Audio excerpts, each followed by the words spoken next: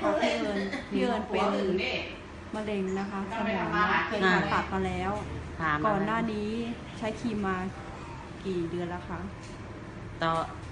หลังจากการผ่าเนี่ยแหละใช่ค่ะนี่เข้าเดือนที่3แล้วมั้งนะเดือนที่3เดือนที่3แล้วนะเข้าเดือนที่3เพราะว่าผ่ามาเนี่ยเข้าเดือนที่4แล้วเนี่ย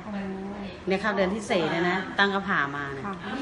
ใช้ครีมไปเยอะไหมคะพี่ระหว่างที่ใช้รู้สึกยังไงตอนที่ยังไม่ได้ใช้มันไม่มีแรงมันนั่งร้องไห้แล้วอ่อนเพลียพูดไม่ชัดไม่ออกไม่อ้อแอคนมาเยี่ยมก็บอกให้ทำใจแต่หน้าแล้วมันก็ยากรับหลังเขาก็มองอาการแล้วมันก็ไปไม่ได้ท้อเนาะท้อพอใช้ครีมตัวนี้ดีขึ้นดีบ้างแข็งแรง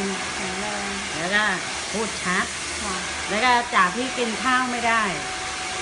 มันเหมือนก็เหม็นทีแรกเราก็ใจหายเราจะท้องหรือเปล่าทีนี้โอ้ไม่ได้นอนกับผัวมาตั้ง2-3 ปีแล้ว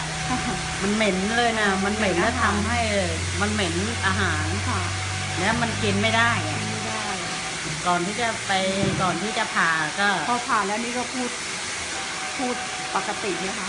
พอผ่าแล้วก็ยังพูดไม่ได้ยังอันนี้ก็ไปหา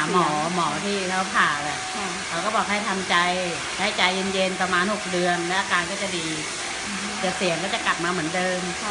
จะเสียงก็จะกลับมาอย่างเงี้ยเพราะว่าจองหลังผ่าแล้วเสียงมันไม่ออกแล้วปวดอยู่ตามมันลงมาที่ลำคอแล้วพอทาครีมแล้วนานไหมพี่ฝ่าจะพอทาครีมจะพูดได้พอที่ว่าพูดไม่ชัดไม่นั่นทาแค่2 วันเอง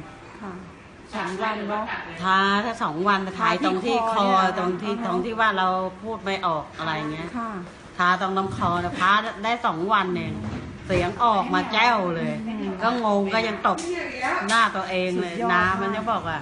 เฮ้ยเสียงกลับมาก็ยังว่าเฮ้ยจริงๆเหรอยังตบหน้าตัวเองว่าเฮ้ยจริงๆก็โทรไปทางบ้านน้องเนื้อเนี่ยตกใจมาเลยจากแอ้เงี้ยก็คือเนี่ยยาตรงนี้ดีใจเนาะแต่เสียงก็ดีแล้วก็กินข้าวได้กินไม่ท้อแล้ว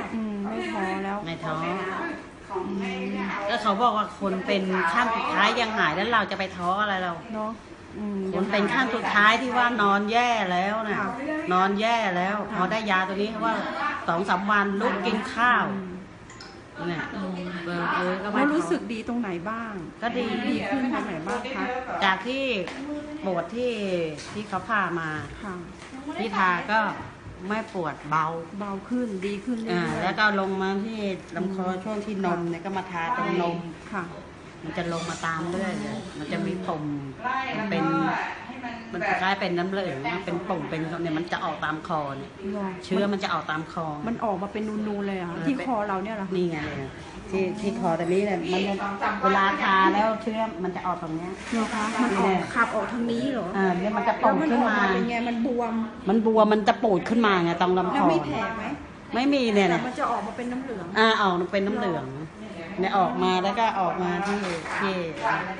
มันจะลงมาเรื่อยเลยเพราะเข้ากับมันไล่เชื้อคือมันบวมมาเรื่อยมันก็ขับ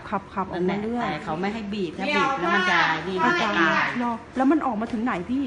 ออกมาถึงที่ตูดถึงสะโพกถึงที่ตูดถึงตูดนั่นแหละคืออยู่แค่นี้ไม่มาถึงขาไม่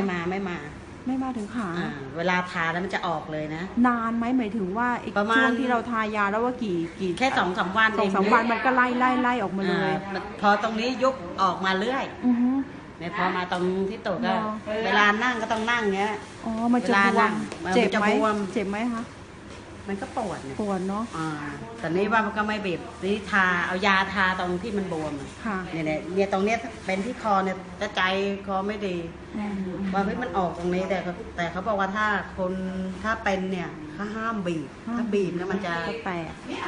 มันจะติดเชื้อมันจะไอ้นี่ไวถ้าปล่อยแล้วก็เอายานะเรียกทาใช้ครีมทาไปเรื่อยๆนั่นแหละทาขึ้นตรงไหน2-3 วันนี้ขึ้นตรงไหนทาตรงนั้นรอก้อนใหญ่ไหมพี่ปูดขึ้นมาเลยปูดตรงนี้ปูดรอแล้วก็มาอีกตรงตูดแล้วตนามันไล่มาต่างจุดเนี่ยจากตอนนั้นก็ไม่มีนะในเข้าเดือนที่3เนี่ยมีเลือดออกแล้วก็เลือดออกเป็นเลือดประจำเดือนขับเป็นเหมือนก็เป็นเลือดเหมือนกับเรามีประจำเดือนนั่นแหละกี่วันออกมา